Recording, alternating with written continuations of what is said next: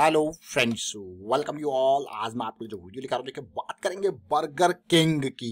Burger king का ये share आपको मिल रहा काफी डिस्काउंट में। इसके ऑल टाइम हाई से अगर आप देखोगे आप कहोगे यार ये तो ऑल टाइम हाई से 40% डिस्काउंट में था।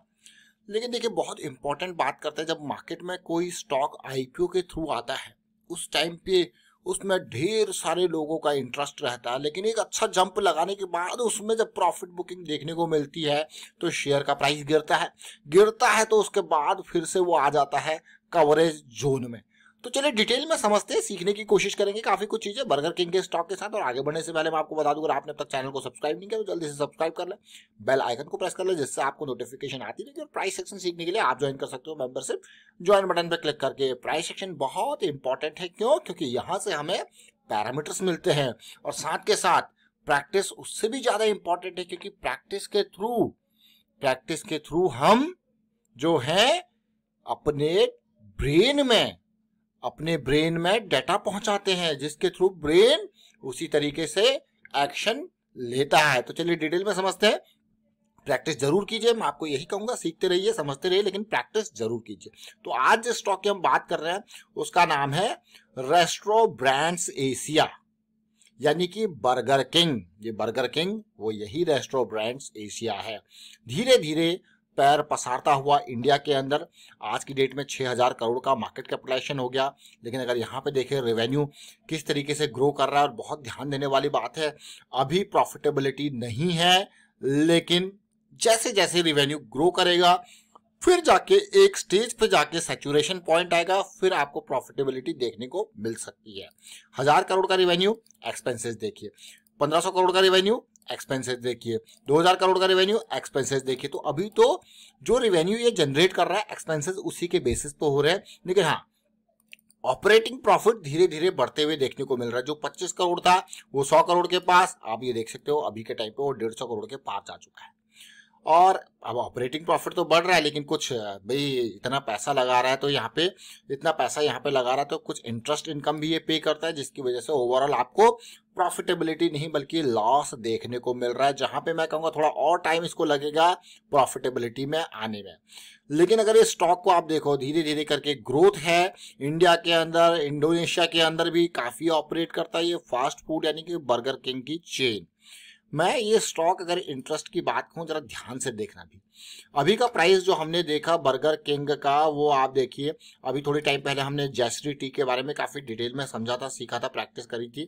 अभी का प्राइस है 126।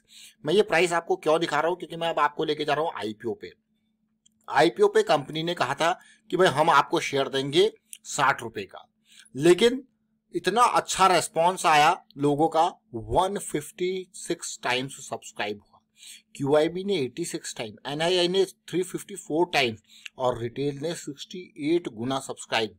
मतलब ओवरऑल एक शेयर के लिए 156 लोगों ने एंट्री मारी थी।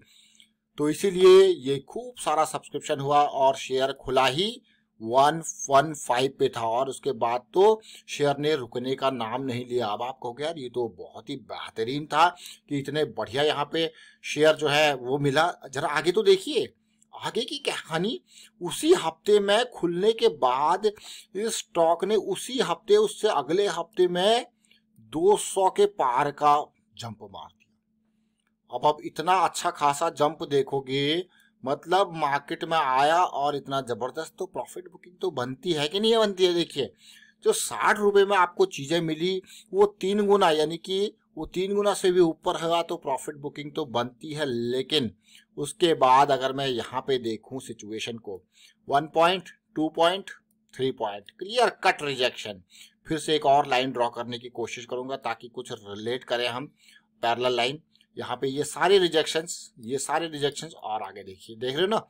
तो क्लियर कट अगर आप देखो तो कहीं ना कहीं ये जो जोन था हमारा रिजेक्शन जोन था, जो कि अभी जुलाई अगस्त में ब्रेकआउट होके सपोर्ट जोन बन चुका है।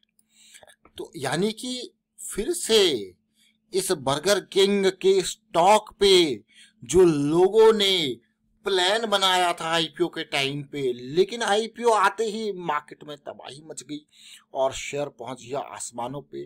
तो लोगों ने कहा यार कुछ प्रॉफिट तो बुकिंग बनती है, और उसके बाद धीरे धीरे ये गिरता रहा और बार बार रिजेक्ट होता रहा, और इस बार रिजेक्शन के बाद ये देख सकते हो क्लियरली किस तरीके की सिचुएशन बन रही है। और पिछले हफ्ते के वॉल्यूम ने और इस स्टॉक को क्या फिर से ये स्टॉक अगली नई जर्नी जो है स्टार्ट करने वाला है, क्योंकि बर्गर किंग इंडिया के अंदर धीरे धीरे पैर पसार रहा है, और साथ के साथ आप देख रहे हो रेवेन्यू तो बढ़ रहा है, ऑपरेटिंग प्रॉफिट भी बढ़ रहा है, लेकिन वो सैचुरेशन पॉइंट अभी नहीं आया। और जैसे ही वो सैचुरेशन पॉइंट आएगा ये स्टॉक फिर से आपको आसमानों पे दिखे मिलेगा।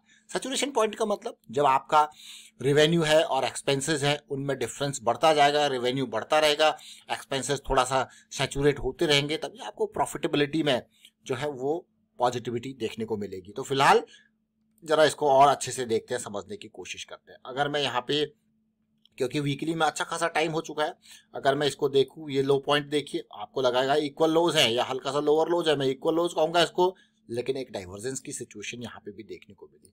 अगर आप यहाँ पे सिचुएशन को देखो, डाइवर्जेंस के बाद एक पॉजिटिविटी यहाँ पे आपको देखने को मिली, देख रहे हो ना, P1 पॉइंट, P2 पॉइंट और यहाँ पे पॉजिटिविटी। और अगर ये करेक्शन जैसे रिजॉल्व होती हुई देखने को मिल रही है तो that will be the next leg, मतलब कुछ इस तरीके से सिचुएशन आपको देखने को मिल रही है प्राइस एक्शन में। ऑल्दो यहाँ पे चीजें पार नहीं हुई है, बट MACD पार करते हुए एक पॉजिटिविटी की सिचुएशन।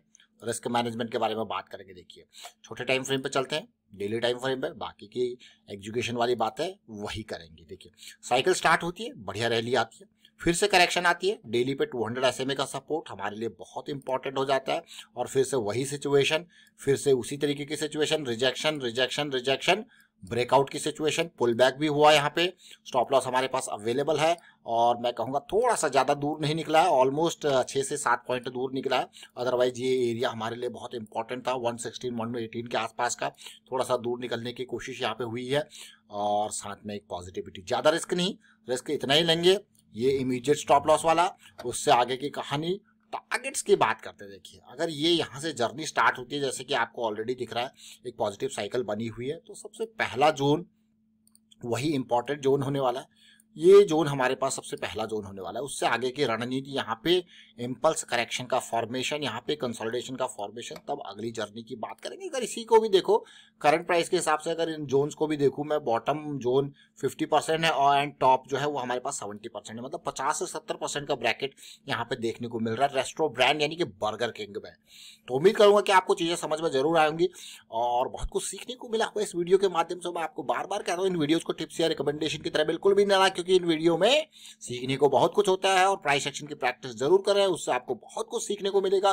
प्राइस एक्शन सीखते रहिए, प्रैक्टिस करते रहिए। Thank you for watching the video.